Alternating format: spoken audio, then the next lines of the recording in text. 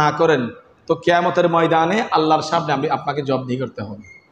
মনে রাখবেন, তারা কিন্তু আমাদের বাংলাদেশের মানুষ, অন্য দেশের না। আগে কু আনফুসাকুম ওয়া আহলিকুম নার, আল্লাহ পাক বলেন তুমি বাঁচো, তোমার পরিবার পরিজনকে বাঁচাও, তোমার এলাকাকে বাঁচাও, তোমার দেশকে বাঁচাও।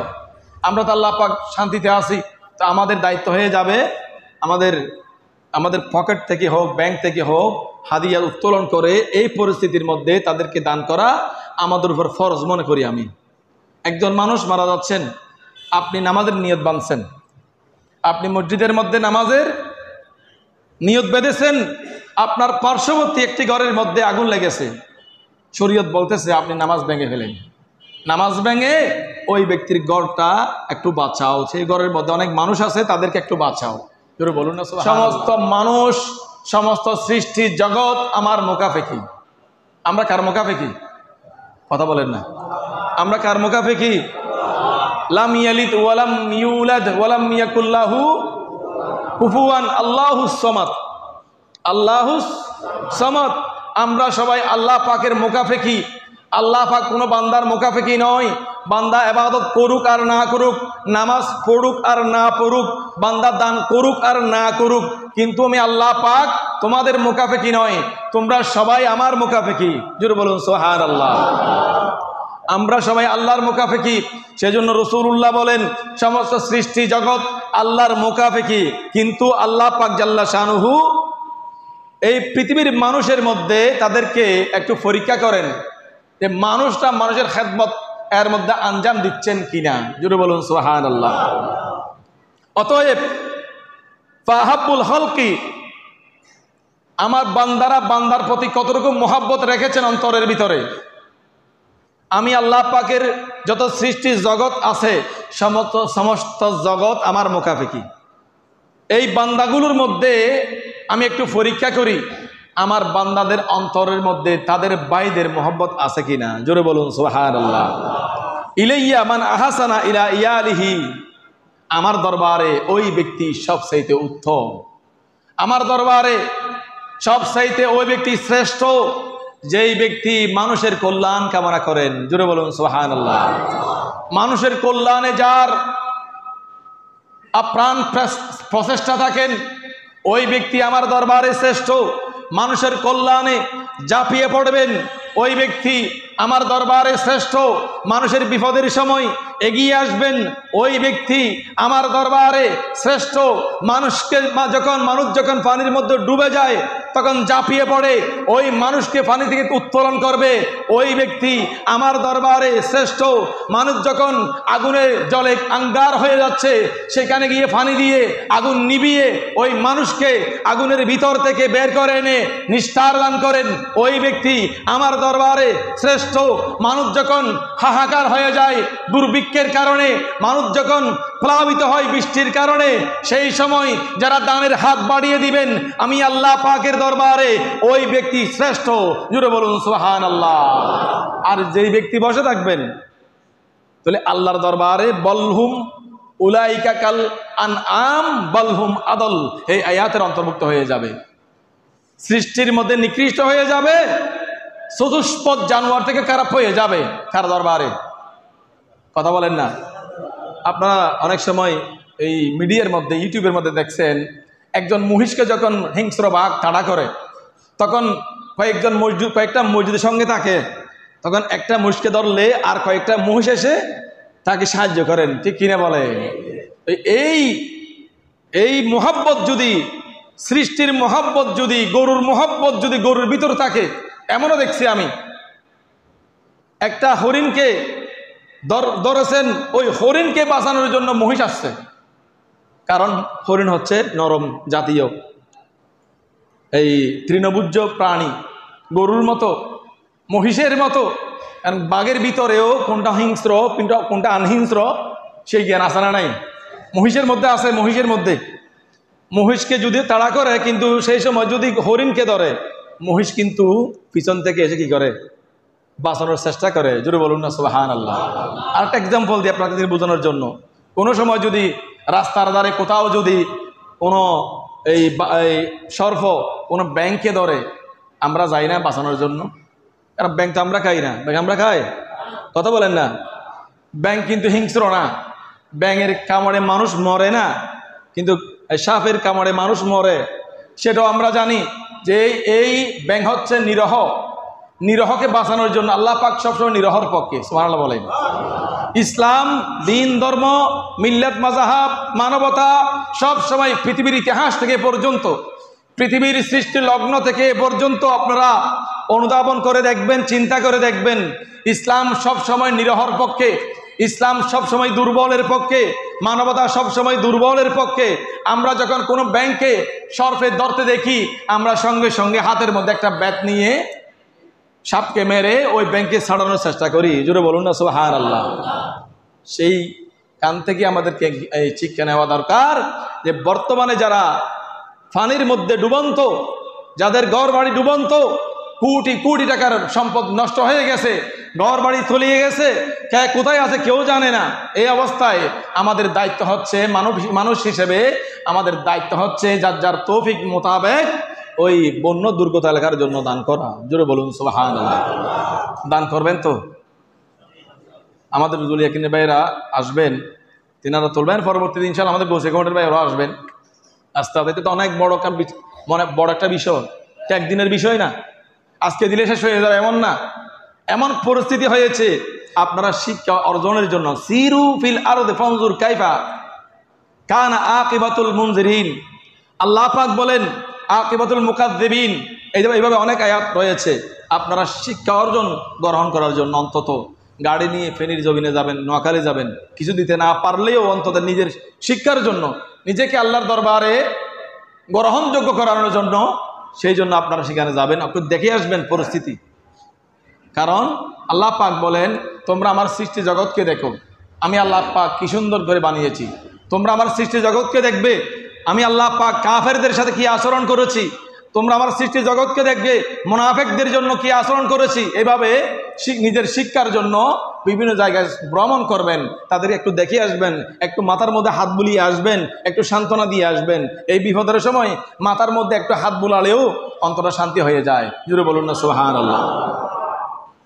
আল্লাহ পাক জাল্লা শানুহু রাসূল করিম সাল্লাল্লাহু আলাইহি ওয়াসাল্লামের মাধ্যমে যেই নিয়ামত আমাদেরকে দিয়েছেন, মানবতা, আল্লাহ পাক বলেন আল্লাযীনা ইউনফিকুনা ফিস সাররাই ওয়াদ দাররা, যারা আমার রাস্তায় দান করবেন, ফিস সাররাই ওয়াদ দাররা, মানুষের যে পরিস্থিতি ভিতরে বাহিরে স্পষ্ট অস্পষ্ট, তোমরা আমার বান্দাদের জন্য কল্যাণ কামনা করবে। জোরে বলুন সুবহানাল্লাহ। আমার রাস্তায় দান করবে, বাহ্যিকভাবে আভ্যন্তরীণভাবে মানুষের সম্মুখ আপনি দিতে পারবেন, মানুষের অগোচরেও আপনি দিতে পারবেন, যে কোনো অবস্থায় আপনি আল্লাহ রাস্তায় দান করতে পারবেন। নিঃসন্দেহে যারা বন্য দুর্গত এলাকার জন্য দান করবেন, নিঃসন্দেহে এটা ফি সাবিলিল্লাহ, এটা আল্লাহ রাস্তায়। জোরে বলুন সুবহানাল্লাহ। ফি সাবিলিল্লাহ, আমার দান যদি আল্লাহর জন্য হয়, আল্লাহর সন্তুষ্টি অর্জনের লক্ষ্যে হয়, সেটা ফি সাবিলিল্লাহ হয়ে যায়। জোরে বলুন সুবহানাল্লাহ। সুতরাং আল্লাহর সন্তুষ্টি অর্জনের লক্ষ্যে, আল্লাহর বান্দাদের কল্যাণ কামনায়, আল্লাহর বান্দাদের কল্যাণে আপনারা আপনাদের সাধ্য মোতাবেক চেষ্টা করবেন এই বন্যা দুর্গত এলাকার জন্য দান করার জন্য। আল্লাহ পাক জাল্লা শানুহু কুরআনুল কারীমের সূরা মুজাম্মিল শরীফের মধ্যে ইরশাদ করেন, বিসমিল্লাহির রহমানির রহিম, ওয়া আকিরুল্লাহ করদান হাসানা ওয়া মা তুকদ্দিমু লিআনফুসিকুম মিন খায়রিন তাজিদুহু ইনদাল্লাহ ওয়া খায়রুন ওয়া আযমা আজরা। আল্লাহ পাক বলেন, ও আমার বান্দারা, তোমরা আমার রাস্তায় দান করো, আমাকে উত্তম ঋণ প্রদান করো। কাকে? আল্লাহকে উত্তম ঋণ প্রদান করার জন্য বলছেন। উত্তম ঋণ মানে কি? আল্লাহ পাকের ঋণ খায়? আল্লাহ পাকের ঋণের প্রয়োজন আছে? আল্লাহ পাকের কর্জের প্রয়োজন আছে? কি বোঝাচ্ছেন আমাদেরকে? আল্লাহ পাক বলেন, বান্দা, তোমাদেরকে যেই নিয়ামত দিয়েছি, যে সম্পদ দিয়েছি, যে ব্যাংক ব্যালেন্স দিয়েছি, সেখান থেকে আমার রাস্তায় দান করা মানে আমাকে ঋণ দেওয়া। জুড়ে বলুন সুবহানাল্লাহ। আল্লাহকে ঋণ দেওয়া মানে কি? মানুষদেরকে দান করা। আল্লাহ পাক চাচ্ছেন, তাহলে বোঝা যায়, হাদিসে পাকের মধ্যে আছে, কেউ যদি ফি সাবিলিল্লাহ হিসেবে আল্লাহর সন্তুষ্টি অর্জনের লক্ষ্যে দান করে, সেই দানটা যদিও বা বন্যা দুর্গত এলাকার জন্য দান করা হয়, কোন একজন ভাইকে দিচ্ছি, এই দান কি টাকা। তো আল্লাহ পাক বলেন তুমি তার হাতে দিলা না, দিয়েছো আমার হাতে। সুবহানাল্লাহ বলেন। কিয়ামতের ময়দানে আল্লাহ পাক জাল্লা শানুহু এক ব্যক্তিকে রাখবেন, ও আমার আল্লাহ, ও আমার বান্দা, দুনিয়ার মধ্যে আমাকে তুমি দান করো নাই, আমি তোমার কাছে গিয়েছিলাম। তো বান্দা বলবে, আল্লাহ আপনি আমার কাছে গিয়েছিলেন? কই, আমি তো দেখি নাই। আমি তোমার কাছে গিয়েছিলাম ঋণের জন্য, কিছু টাকার জন্য, হাদিয়ার জন্য, খানার জন্য, বস্ত্রের জন্য গিয়েছিলাম, চিকিৎসার জন্য গিয়েছিলাম, কিন্তু তুমি আমাকে ফিরিয়ে দিয়েছো হালে হাতে। তখন বান্দা বলবে, আল্লাহ পাক আপনি কোথায় কখন গিয়েছিলেন? আমি তো দেখি নাই। তো আল্লাহ পাক বলেন, আমি অমুক বান্দাকে তোমার কাছে পাঠিয়েছিলাম, তুমি তাকে খালি হাতে ফেরত দিয়েছো। জোরে বলুন নাউজুবিল্লাহ। যদিও আমি যাই না, আমার বান্দা গিয়েছেন, তার হাতের মধ্যে আমার হাত ছিল, তুমি আমাকে খালি হাতে ফেরত দিয়েছো। জোরে বলুন না নাউজুবিল্লাহ। তাহলে আপনি যখন বিপদের সময় কাউকে দান করবেন, উনাকে দান করতেছেন না, দান করতেছেন আল্লাহ পাকের হাতে। জোরে বলুন সুবহানাল্লাহ। তো আল্লাহ পাক বলেন, ওয়ামা তুকাদ্দিমু লিআনফুসিকুম মিন খায়রিন তাজিদুহু ইনদাল্লাহ। যখন তোমরা আমার রাস্তায় দান করবে, আমি তোমার এই দান যতটুকু তুমি পেরেছো, তোমার তৌফিক হয়েছে, এই দানগুলোকে আমি আল্লাহ পাক বাড়াতে বাড়াতে বিশাল আকার ধারণ করাবো কিয়ামতের ময়দানে। এই বিশাল আকারের দান তোমাকে কাল কিয়ামতের ময়দানে দান করব। ওই দান দেখে তুমি আশ্চর্য হয়ে যাবে, আর এই দানগুলো নিয়ে তুমি জান্নাতের মধ্যে প্রবেশ করবে। জোরে বলুন সুবহানাল্লাহ। সুতরাং আমরা তো অনেক শান্তির মধ্যে আছি, বর্তমানে অনেক আনন্দের মধ্যে আছি। বর্তমানে যারা এই বন্যার ভিতরে আছেন, গতকালকের খবর শুনেছি 100% জায়গা ফেনীর সবগুলো পানির নিচে। জোরে বলুন না নাউজুবিল্লাহ। পুরো জেলাটাই পানির নিচে। একটি জেলার মধ্যে কত লক্ষ মানুষ বসবাস করতে পারেন। আর এমনভাবে ভারত পানি ছেড়েছেন, কাউকে কোনো আগাম বার্তা দেয় নাই, সতর্ক বার্তা দেয় নাই যে আমরা পানি ছাড়বো, তোমরা কি করো, তোমরা একটু আশ্রয়স্থল গ্রহণ করো, অন্যত্র তোমরা চলে যাও, এটা বলে নাই। কোনো কথাবার্তা ছাড়া তারা পানি ছেড়ে দিয়েছেন, যার কারণে আধা ঘন্টার ভিতরে ফেনীর লোকেরা বলতেছেন, আধা ঘন্টার ভিতরে সেই ফেনী প্লাবিত হয়েছে। কোনো মানুষের ঘর বাড়ি নাই, সব বাড়ির কমপক্ষে 3 তলা পর্যন্ত উঠেছে পানি। 3 তলা পর্যন্ত পানি উঠলে মানুষ আর বাঁচবে কোত্থেকে? একজন মানুষ 3.5 হাত সর্বোচ্চ লম্বা হলে, 3.5 হাত একজন মানুষ, আর 3.5 হাত পর্যন্ত পানি উঠলে মানুষ কতক্ষণ সাঁতরাতে পারবে, কতক্ষণ বল থাকবে? আর এমন পরিস্থিতির মধ্যে কোথাও অনেক জায়গায় কাটা আছে, অনেক জায়গায় বাঁশ আছে, অনেক জায়গায় গাছ আছে, মানে সেটা স্থল না অস্থল নাকি পানি, সেটা বোঝার কোনো সুযোগ নাই। সাঁতরাবে কোত্থেকে? ফ্যাট দিয়ে যদি কোনো দাঁড়ালো কিছু ঢুকে, সঙ্গে সঙ্গে সেখানে শেষ। ঠিক কিনা বলেন? আর মানুষ তো যে অবস্থায় পানি আসছে, বাড়ি থেকে বের হয়ে কোথাও যাবেন সে পরিস্থিতিও নাই, সেই সুযোগও তারা পায় নাই, এমন পরিস্থিতি হয়েছে। এখন যদি আপনি হাত গুটিয়ে ঘরের মধ্যে বসে থাকেন, দান না করেন, তো কিয়ামতের ময়দানে আল্লাহর সামনে আপনাকে জবাবদিহি করতে হবে। মনে রাখবেন, তারা কিন্তু আমাদের বাংলাদেশের মানুষ, অন্য দেশের না। আগে কু আনফুসাকুম ওয়া আহলিকুম নার। আল্লাহ পাক বলেন তুমি বাঁচো, তোমার পরিবার পরিজনকে বাঁচাও, তোমার এলাকাকে বাঁচাও, তোমার দেশকে বাঁচাও। আমরা তো আল্লাহ পাক শান্তিতে আছি, তো আমাদের দায়িত্ব হয়ে যাবে আমাদের পকেট থেকে হোক, ব্যাংক থেকে হোক, হাদিয়া উত্তোলন করে এই পরিস্থিতির মধ্যে তাদেরকে দান করা আমাদের উপর ফরজ মনে করি আমি।